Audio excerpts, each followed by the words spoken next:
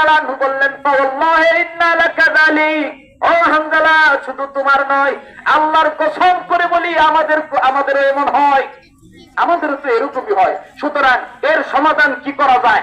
এর সমাধান ফান্তলিক বিনা ইলা রাসূলিল্লাহি সাল্লাল্লাহু আলাইহি সাল্লাম, আমারে লয়ে চলো, আমাদেরকে নিয়ে চলো আমরা বিশ্বনবীর কাছে সমাধানের জন্য যাই। ফান্তলাকনা, সাহাবী বলছেন আমরা আল্লাহ রাসূলের কাছে গেলাম।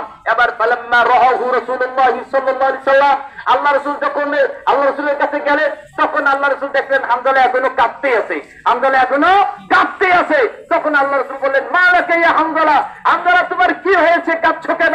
তখন তিনি বললেন, হানজালা রাদিয়াল্লাহু তাআলা আনহু বললেন, ইয়া রাসূলুল্লাহ, যখন আমরা নাকুন ইনদাকা তুযাক্কিরুনা বিন-নারি ওয়াল জান্নাতি কাআন্না রা'য়া আইন, ইয়া রাসূলুল্লাহ যখন আপনি আপনার নিকটে আমরা থাকি, আপনি জান্নাতের বিবরণ দেন, জাহান্নামের বিবরণ দেন, মনে হয় যে আমরা জান্নাত দেখতে পাচ্ছি, জাহান্নাম দেখতে পাচ্ছি। কিন্তু যখন ফাইজা রাদানা আফাসনাল আজওয়াজ ওয়া তায়াসা, যখন আমরা সম্পদের কাছে ফিরে যাই, স্ত্রী সন্তানের কাছে ফিরে যাই, তখন আর এই ভয় থাকে না, এইভাবে আমরা জান্নাতকে অনুভব করি না, এইভাবে জাহান্নামের কথা মনে হয় না।